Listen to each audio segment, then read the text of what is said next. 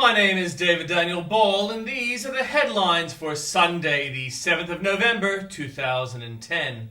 Today's tune is Henry Brom Locke, a former governor of Victoria, and a Bible quote. He made known to us the mystery of his will according to his good pleasure, which he purposed in Christ, to be put into effect when the times reach their fulfillment, to bring unity to all things in heaven and on earth under Christ. And in headlines from Fox, with Republicans capturing the House and shrinking the Democratic majority in the Senate this week, President Obama's vision of sweeping changes to the immigration system has been clouded. Shattered dreams, the excitement of purchasing a new home at an auction can quickly turn to sadness when the previous tenants have not yet moved out. Faced with a struggling economy at home, President Obama looks to put measures in place to bolster trade between the US and India to benefit both countries. Yemeni judge calls on security forces to deliver Anwar al-Awlaki, who believed to be linked to several terror plots in the US, dead or alive.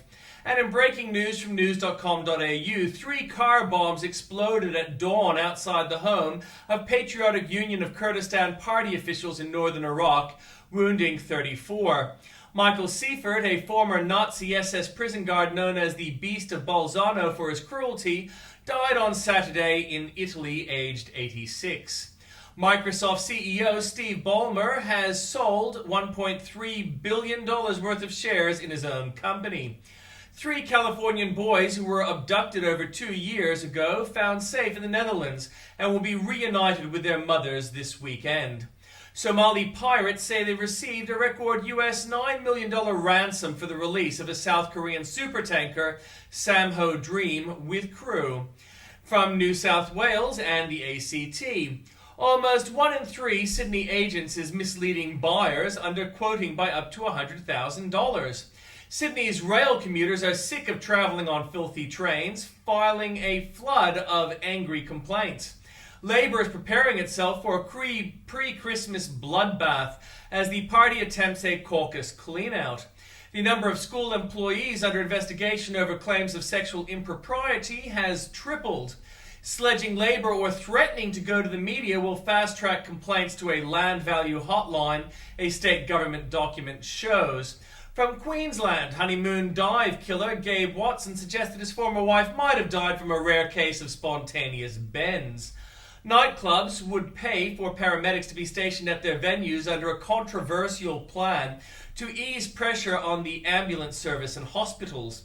Anna Bligh has intervened to give Yatala Pie Shop almost $35,000 in signage after the owners, who live in her electorate, were knocked back on safety grounds.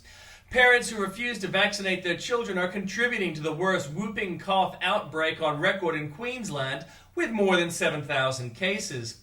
Consumer watchdogs are alarmed at the poor performance of energy companies in handling customer complaints. Banks are ramping up repossessions of properties, selling off Queenslanders' homes for mortgage repayment debts as low as $3,000. From Victoria, sex offender James O'Brien McCulloch, 53, has walked free from jail and is on his way home to Scotland. Dodgy taxi drivers are ripping off unsuspecting customers and driving under the influence, new documents reveal. Victorian taxpayers would pay more than $20 billion to cover the cost of policies presented by the Victorian Greens.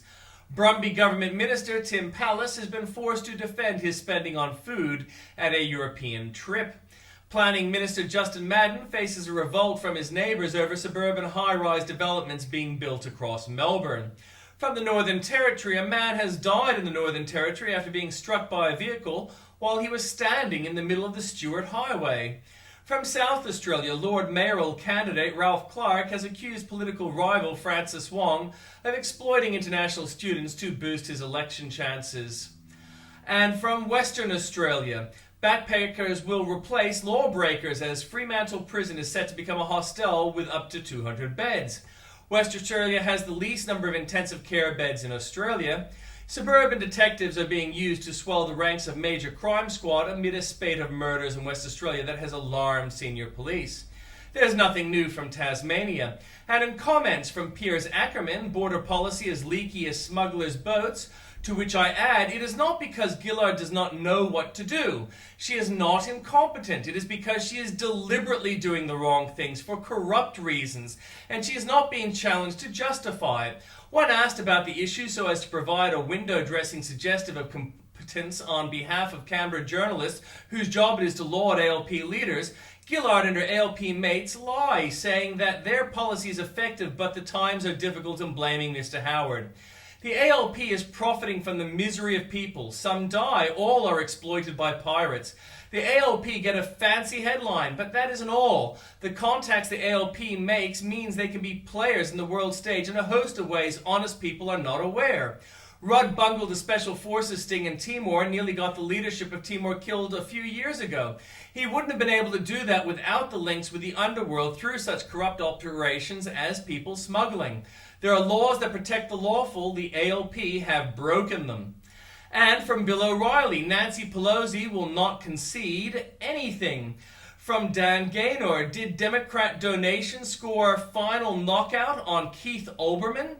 From Andrew Bolt, when will Gillard stop what Gillard unleashed? Really? Alice dancing under the gallows? Zoo trip a bummer? How the US prostrated itself in the UN's worst? President polite? Gillard's spluttering presentation? Hear no evil? Baillieu wins, but who's counting? Bolt has never written approvingly of Baillieu. This will take just 10 minutes of your time on judges sacking politicians, and more for you there at the link.